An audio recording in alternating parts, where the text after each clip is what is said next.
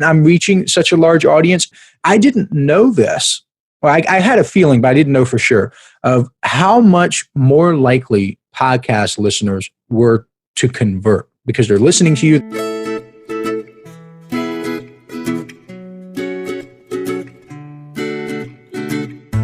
Hi, everyone. I'm Kyle with the Podcast Factory, and today I'm speaking with James Pollard, financial advisor, coach, and host of the Financial Advisor Marketing Podcast. James, how are you today? I am wonderful. Just watching the beautiful weather outside my window right now. Hey, real quick, tell us a little bit about what you do and who you serve. So I serve financial advisors for anyone who hasn't picked up on my introduction. I basically handle their marketing, a lot of online and offline stuff. That's pretty much what makes me different. And I handle everything from their LinkedIn to the referral marketing to cold calling. And it's easy for me to do because I'm so involved with them at such a high level and just love what I do. Gotcha. Have you been doing that for a while? Several years, yes.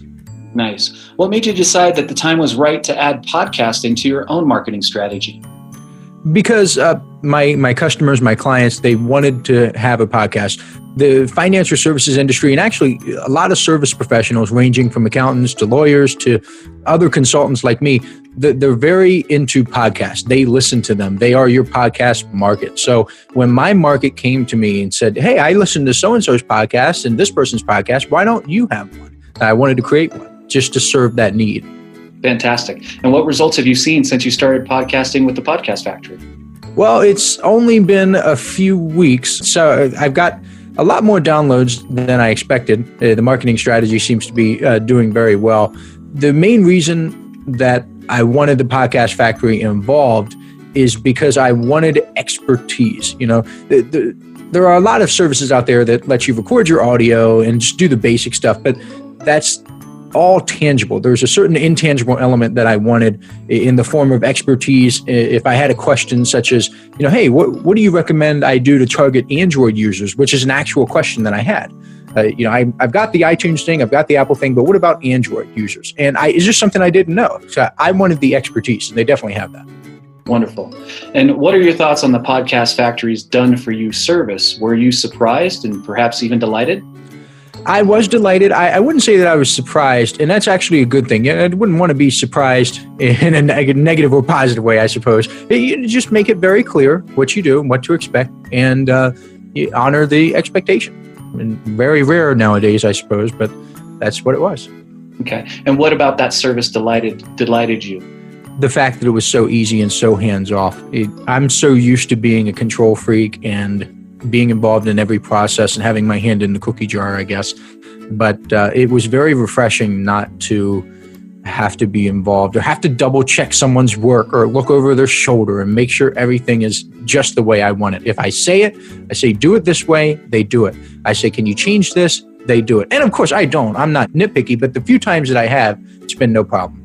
That's great. That's great. And of course, it's a little bit more than just a record, edit, and upload sort of service. There's a lot of strategy that goes behind it as well, right? Absolutely. Few things are the power images, the power videos, the transcript, which I don't give out my transcript. I plan on using that for a different purpose later in the future, but there's transcripts involved.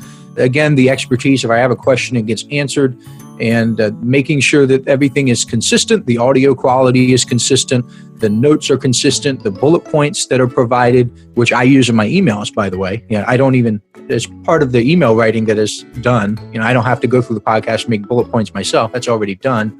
A lot of things that I would want are done for me. I want to go back to the strategy sessions. What were some of your most valuable takeaways from those sessions? Just brainstorming and ideas. In the world of content, everything from blogging to social media to definitely podcasts, you can never have enough ideas. And one of the troubles for me when I did my own podcast back in the day was just idea generation and creation. The beauty of doing the brainstorming session and the content strategy session is to have a bank, like a power bank full of ideas. And it's extra valuable because you can pick the best ideas. Sure, you may have a list of 5 or 10 good ideas if you do it on your own, but when you've got a list of 100 or so, you can pick the 5 or 6 that are just phenomenal and put that at the beginning of your podcast. And I think I got lucky with this because I already had a few ideas floating around that were proven, but having that brainstorming session added even more, like a dozen extra ones. And I know that my first 12 episodes are just the top of the line, cream of the crop content. So that's been good for me. That's fantastic. Thanks for that. And what would you say would be 3, if you had to pin down 3, what would be 3 of the biggest benefits you've seen just in this short time period of being part of the Podcast Factory? Ease of use, the time saved from doing it yourself, the ideas for sure, because not only are the ideas able to be used in your podcast, but if you're someone who has an alternative marketing methods such as email, like I do, or social media, like I do, you can take those ideas and repurpose them, expand them. So the money that you pay up front for the podcast, you would be a fool not to take that and leverage it and squeeze every benefit you can out of what you're paying for, essentially. What are you doing with all that time you're saving? I am actually putting it right back into my business. So creating new products, which is perfect because you talk about the products on the podcast. There's other stuff in my personal life too. I am a workaholic, but I imagine that other people could use their time however they please. But I choose personally to put it back in my business. That's wonderful. Okay, great. And then final question for you here. What would you say to other business owners looking to add podcasting to their marketing strategy? Speaking as a business owner, I would say you have to look at the ROI, and it more often than not, it's going to be there. And the only reason I can think of where podcasting ROI wouldn't be there is if you didn't have an audience. And even then, the Podcast Factory could help you build that audience.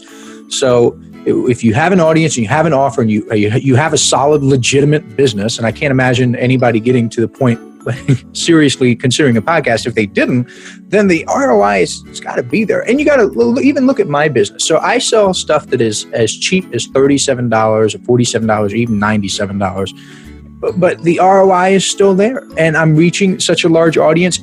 I didn't know this. Well, I had a feeling, but I didn't know for sure, of how much more likely podcast listeners were to convert. Because they're listening to you, they're spending half an hour with you. I mean, it makes sense. But if you have customers that are on the fence and you're a business owner, you've been trying to sell to these people and you haven't been able to convert them, the podcast is a great tool to convert these people.